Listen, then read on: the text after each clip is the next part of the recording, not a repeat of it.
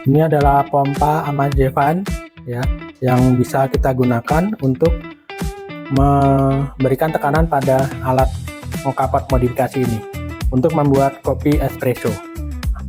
Untuk alat ini tekanannya bisa mencapai 6 bar ya, mencapai 6 bar, dan ini kita bisa setting tekanannya sampai 6 bar ya. Kalau dihidupkan nanti ketika mencapai tekanan 6 bar, pompa ini otomatis akan mati.